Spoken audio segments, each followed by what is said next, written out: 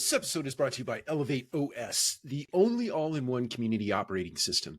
ElevateOS transforms property management, combining resident engagement, reservations, rent payments, maintenance, and concierge services into a single super app.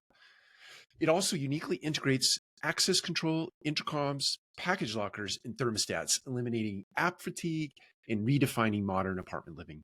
Visit elevateos.com/MMN for a free demo and see how they can help you level up your operations. Welcome to another episode of the Multifamily Collective. It is Saturday, and I'm doing some bulk recording. So if the outfit looks the same for the next 4 or 5 videos, it's because it's Saturday, and it's because I'm just chilling, having a good time, being real, authentic, trying to be authentic. Anyway, I wanted to talk about, I want to do a little bit of a series, maybe, I don't know, who knows how many posts, and maybe we'll separate them into different, or we'll intersperse them rather into content that is upcoming and ongoing. So the thing I wanted to talk about today, I talk a lot about upskilling and reskilling, especially as it relates to new technologies that are coming into the multifamily space that we all need to be aware of. We all are aware of, I believe, at this point. And what I'm talking about today is AI and really literacy as it relates to AI, and mostly for multifamily types. Although this is a broad topic for broad industry across the entire country, across the entire world.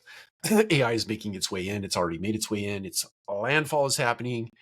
And at some point, that tsunami of AI is going to make its way back out to the ocean of the digital services. And who knows what will be left behind.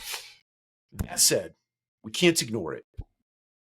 Anybody and everybody in organizations across multifamily, people at all levels of the organization are using AI, whether they're using it at home to do stuff, to have fun with, or they're using it in their position, on the job, maybe pronounced to you, maybe unpronounced to you.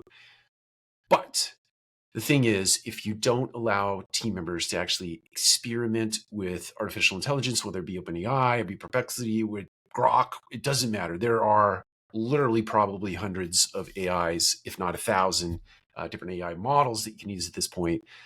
What's become really interesting is how you can mix and mingle those particular models together to create things that are just very, very fun, that are paid for models, that are free models.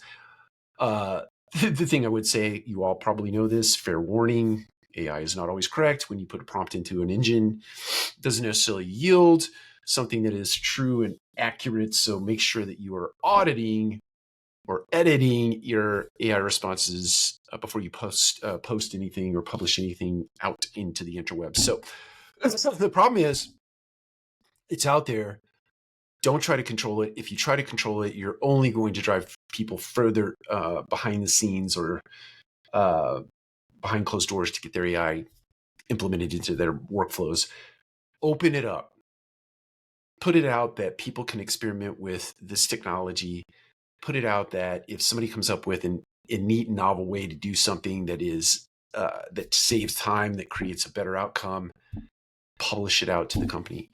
Partner with people that actually employ or integrate AI into their offerings. So I know AppFolio. This is not necessarily an endorsement of AppFolio, but I love AppFolio and definitely do some paid partnerships with AppFolio. I think the technology rather is amazing, and they are doing an incredible job of baking artificial intelligence into their workflows and making it such that team members, whoever's using AppFolio, they can actually customize the way that those workflows happening, underpinned by artificial intelligence. So partner with people like AppFolio, or or companies like AppFolio rather, or other organizations that are actually embedding AI into their workflows and their systems. Make sure you know that it is actually AI and not AI on the label before you actually buy anything. But the thing about AI today is it is here to stay.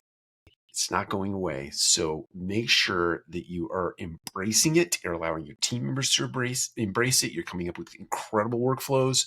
And when you do, make sure that the entire organization knows about the workflows, those new workflows. There's a huge benefit. Right now, It is the wild, wild west. There's no other way to describe it. It is the wild, wild west as it relates to AI and how it is going to impact the multifamily space, but industry more broadly speaking. And it really is, in my estimation, those people who have incredible imaginations, the incredibly creative people in your organization that can come up with prompts or neat, novel ways to prompt an engine to yield a response, or architect various engines together, connect them together, or hook into other information.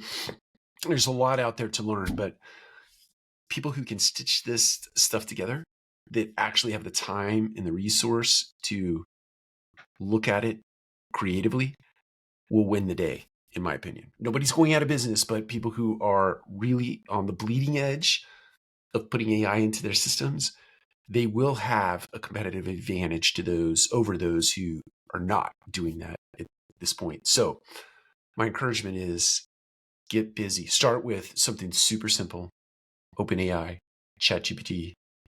Start researching. You can actually research with ChatGPT, but you can research all kinds of things AI related out in the interwebs.